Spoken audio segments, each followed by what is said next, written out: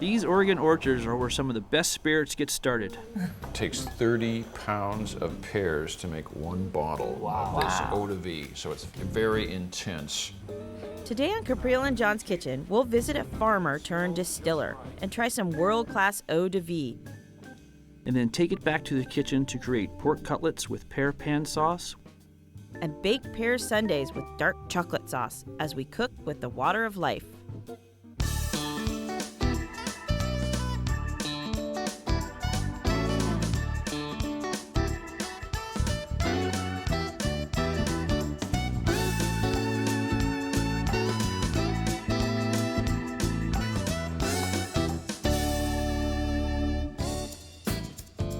National funding for Caprial and John's Kitchen was provided by Travel Oregon.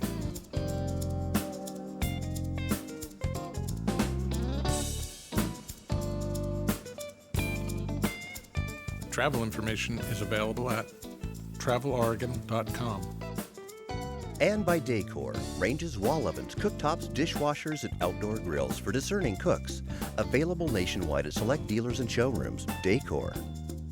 And Schoon Cutlery, Schoon by Kai USA Limited. Cutlery for the ultimate kitchen connoisseur, available at fine cutlery and kitchen stores. And by Pear Bureau Northwest.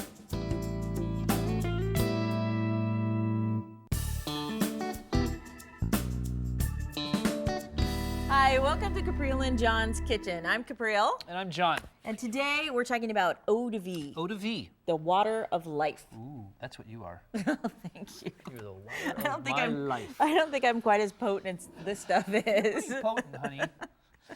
But anyways, the Eau-de-Vie is actually made right here in Oregon, isn't it? Right, and most people probably think Oregon, they think wine, they might think about beer, but they don't think about fine brandies and Eau-de-Vies, which we make here. And Clear Creek is one of the leading producers of Eau-de-Vies and brandies. This is one where they grow the bottle actually attached to the tree, so the fruit grows in the bottle, and then they put the brandy over it. Steve, who owns Clear Creek, family actually started growing pear trees, and they decided, okay, what else can we do, I think, to create revenue? I think they were not making any money is basically what it came down to. Now they make the Eau-de-Vie. They make a lot of different types of brandies. I think about 20 of them. Yeah. There's a really cool one they just started making, which is the Eau-de-Vie of Douglas fir. So they go and get the blossoms from the Douglas fir. And that's how they get the green color in there. Yeah. It's pretty amazing. It's kind of cool stuff. I know. It's got kind of a licorice. It is. It's great. They have all different types of ideas of doing different things, and they go out and do them.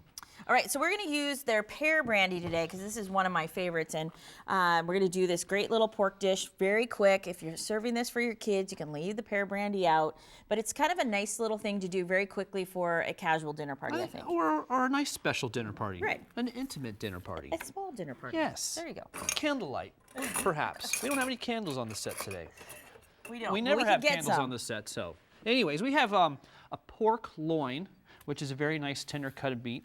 You probably see pork cutlets, and that's how you can buy them as pork cutlets, and then we pound them out. Right, and I pound them out to make this really quick. I don't want you to have to wait too long. I don't know if I want to give you this. Why? So I can get some aggression out?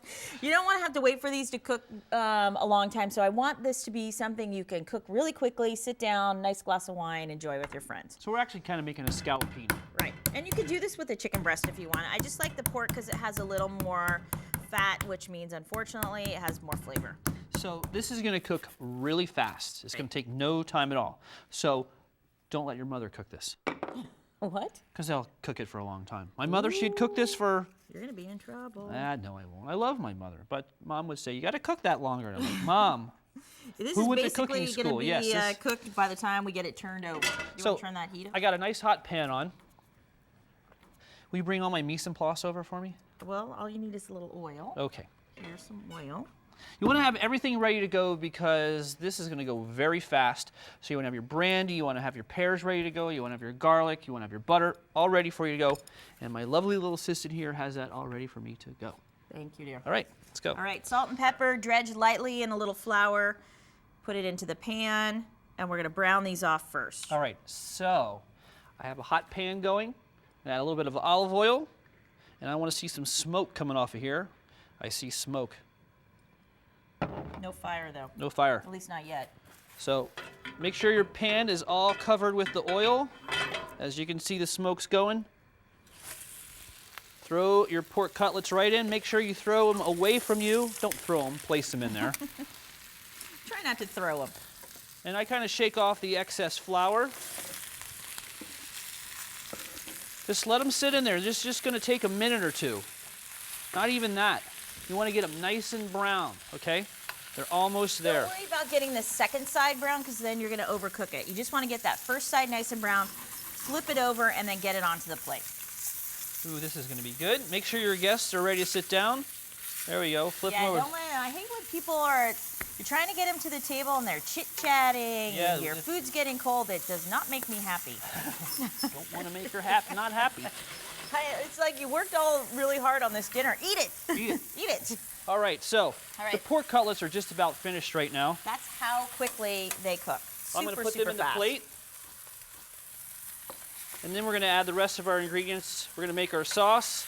It's going to take no time at all. Do you want to put a tiny bit more olive oil in there? Put a little bit more olive oil in there. We want to throw the pears in next. So we have peeled, diced pear. You can use any kind of pear that's in season. Don't have it be too ripe because if it's too ripe, then what will happen to it is it'll kind of turn into mush. Give me those pears. Okay. In go the pears. Away, not I'm towards sorry. me. You are rushing me. All right, we're gonna add a little bit of the pear brandy. At home, take the pan off the heat or turn the heat off. I know John's not gonna do that, but at home, do it to be safe. Okay, so. John doesn't know how to be safe. So, get back from your TV a little bit, okay? You know, step back 2 steps. Don't set the studio on fire. Add your brandy. Okay, that's enough. See, it gets pretty hot there, doesn't it? Woo, there goes the hair product. We're gonna add a little bit of garlic. I thought they hadn't made the Towering Inferno again yet. We're gonna add a little bit of wine, actually. We're gonna put some garlic in. Some chopped garlic goes in, and basically at this point you're gonna cook that until the pears are tender. And then I'm gonna put a little fresh flat leaf parsley. That was hard to say. Maybe I'm still stunned from the flames I wonder if we in could here. put that brandy in our car and if it would make it go. Ethanol, right? Isn't that the same thing? All right, so we're cooking the pears slightly. This is a good time if you find you have some pears that aren't fully ripened yet. This is a good time to use them. You don't want to use pears that are really ripe or really kind of mushy, or you're going to end up with a little bit of applesauce. I want a little crunchiness to this. How's your parsley doing? So I just roughly chopped a little flat leaf parsley. It gives it a really nice, fresh flavor. Gives you some nice color in there. So just nice and rough. Don't worry about it being perfect. Throw it on in. And this is nice and simple. You know what else would be nice in here? I think tarragon would be good in here because it's nice and subtle. How about a little bit of butter and a little bit of salt? So let's go with a little salt first. A little bit of butter. Chunk of butter. And we're just going to kind of whisk that in. A little black pepper. And that's basically our dinner. Oh, you know, I'm going to put just a little bit of vinegar in also. Oh, we want a little tang, don't we? Yeah. So just a little splash of white wine vinegar. Now, if you want to add some cream, you can add some cream to this. Of course. But you would add cream, dear. We're trying to keep this, you know. I just threw about a 1/4 cup of butter in there. That's the way us chefs I don't think you need any cream. Cream and butter.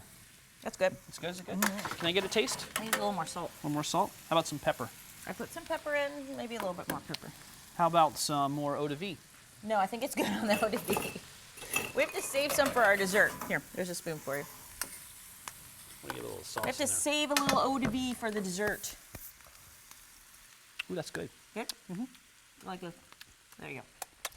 All right, so you pour those right over the pork. It refreshes them, makes them so that they're nice and warm. Yum. Perfect.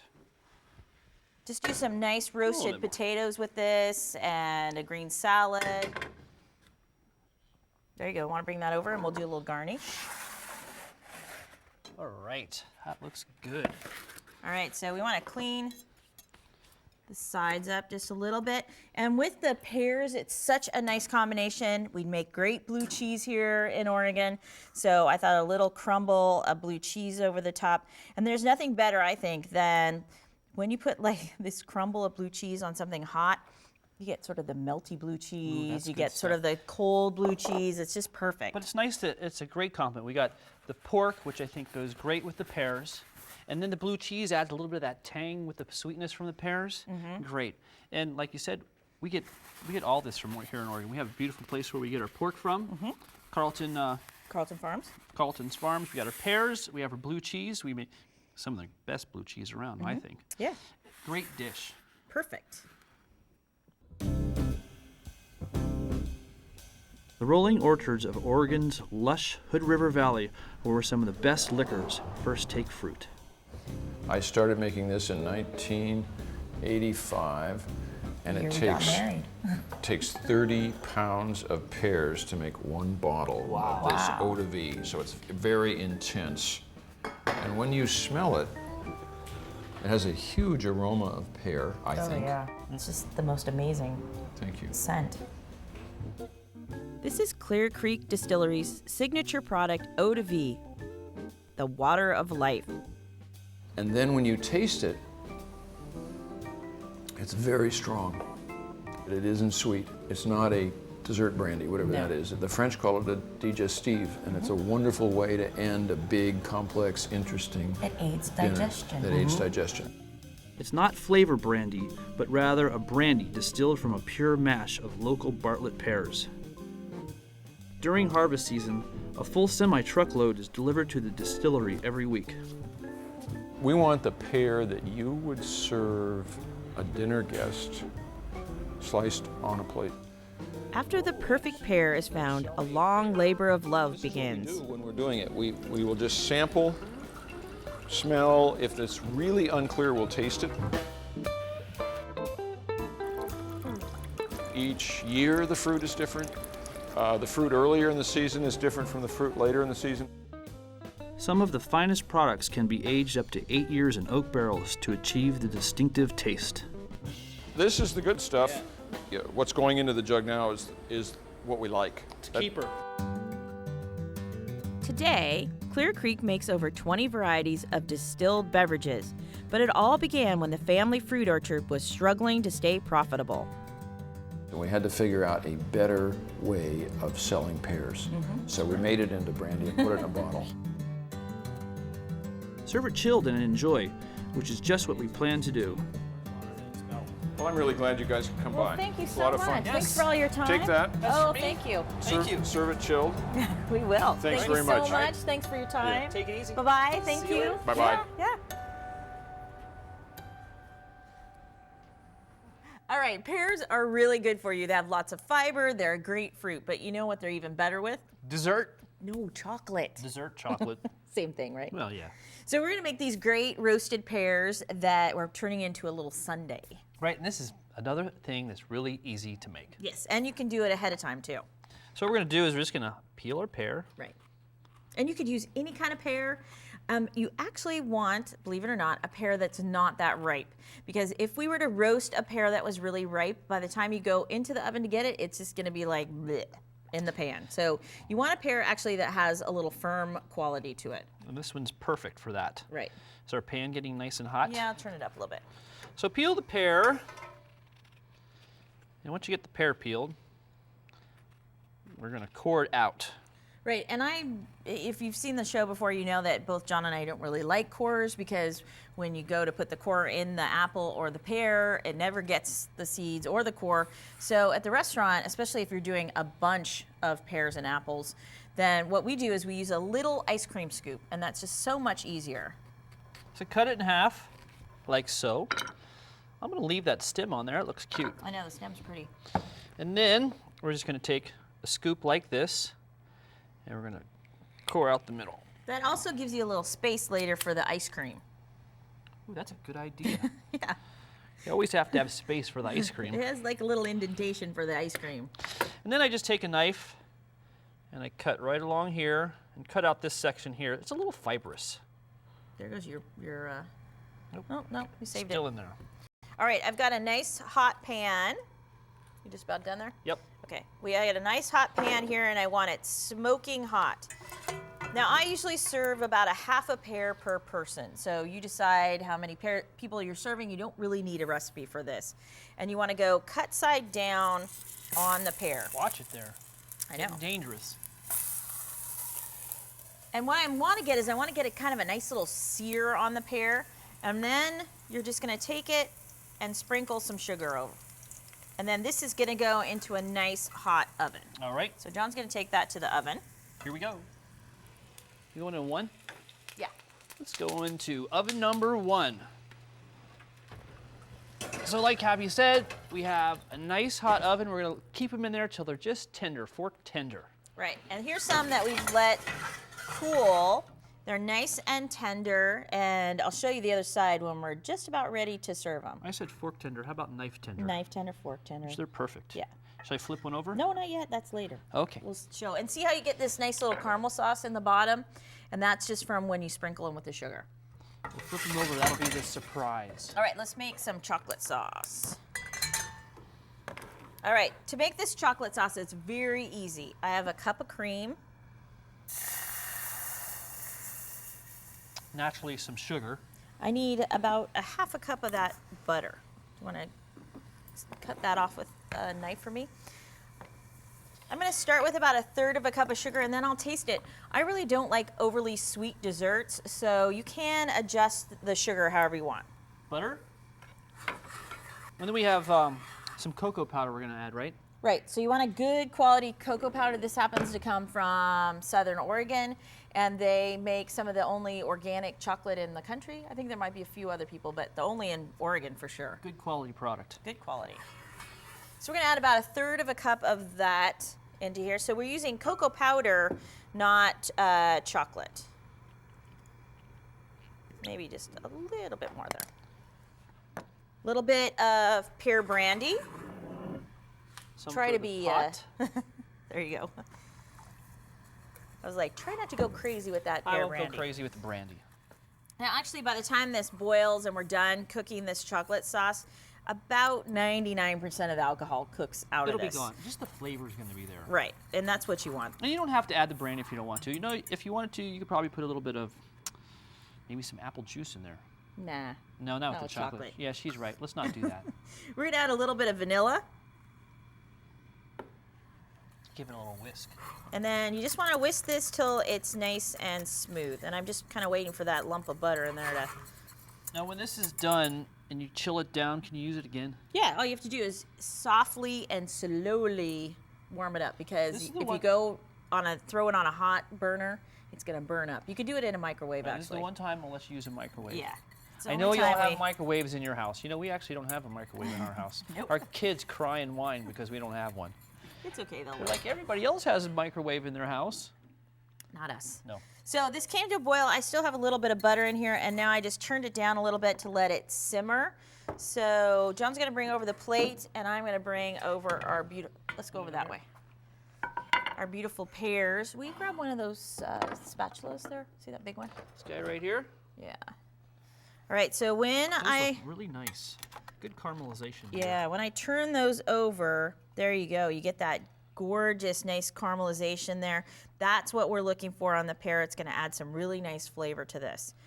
So we'll do one for each of us there.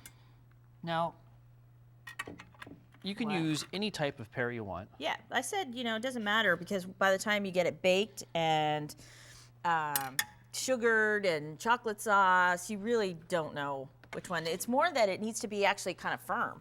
And apples would work too. Yeah, you can do apples with this. I I like- like the pear texture better, but I think apples would work. I just want to come back over here and That's a nice chocolate sauce. give it a little bit of a stir. I'd turn it down just a tiny bit so it doesn't. Okay, you want to get our Whipped cream and ice cream? Don't go that close. I want to make it pretty. So we do could, I. We could have the ice I cream want mine- no. cascading off. This is my side, and that's your side. I know how you eat desserts, and I don't trust that I'll get No, any. it's not. You don't trust. You don't share your desserts. No, you don't share. That's true. I think I have documentation of that on film also. Could be. Could be. Could be. All right. All right. So we have our ice cream. My side, whipped your cream? side. Let How me about get- the scooper?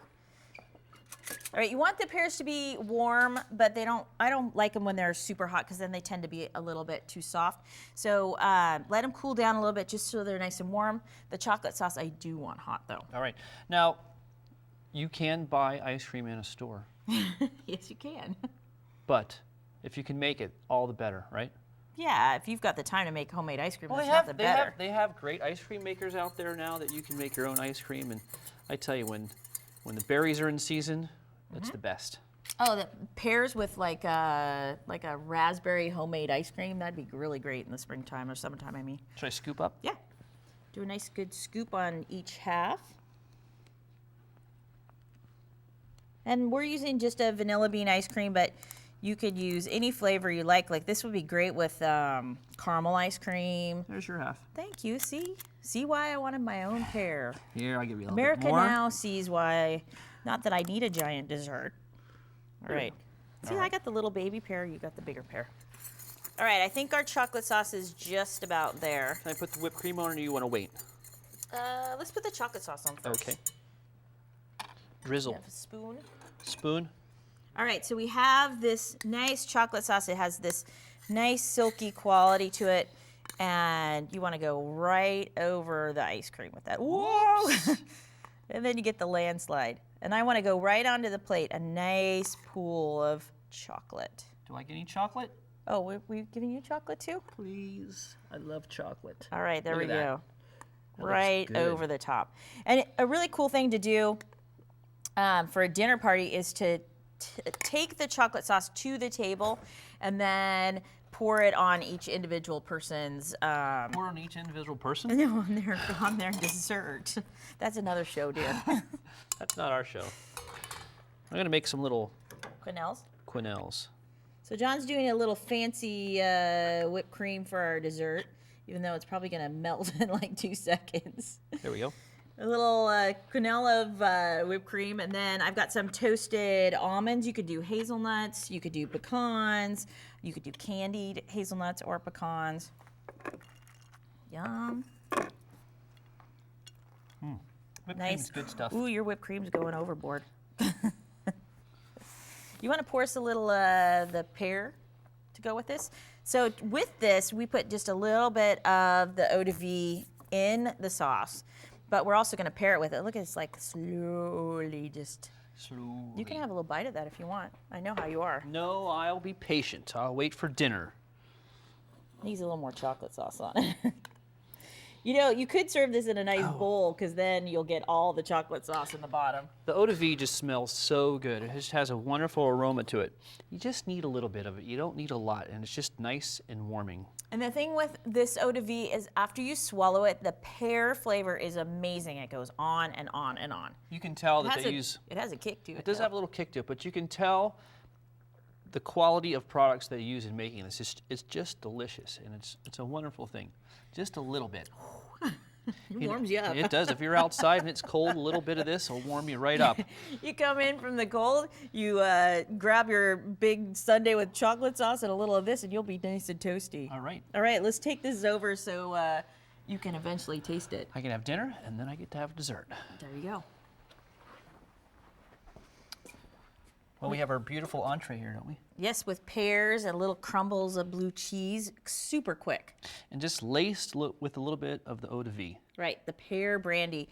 And this came from actually sort of a little bit of desperation comes this wonderful... A little bit of desperation. I don't know about that. Yeah, it came this wonderful Eau-de-Vie, and from that came all these different flavored brandies and Eau-de-Vies and scotch, and it's pretty amazing what that company's turned into. Yes, especially with their Doug fir that they make. Yeah.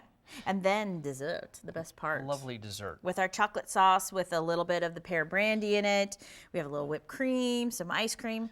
You know, I think you need to quit talking about dessert, and we're going to skip dinner and I think we go should, right too. to dessert. You know, life is short. have a You bite. should skip dinner every once in a while and Our start kids with would like that. dessert.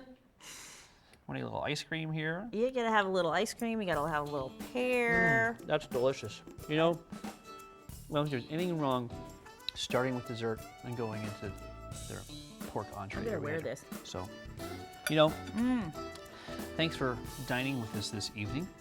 Cheers. Cheers.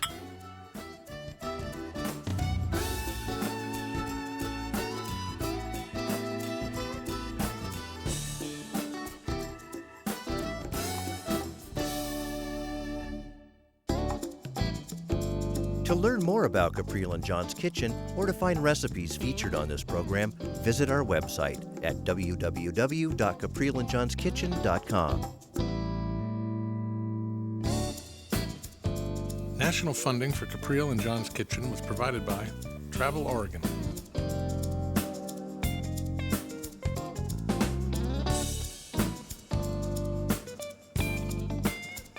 Travel information is available at traveloregon.com.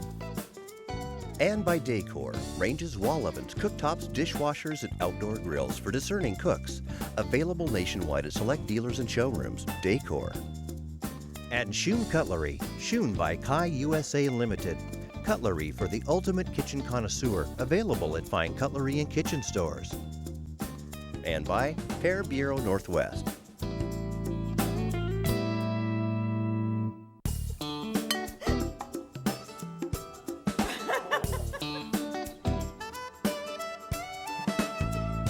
Lost. No, you got lost. I found you. Oh, bring him.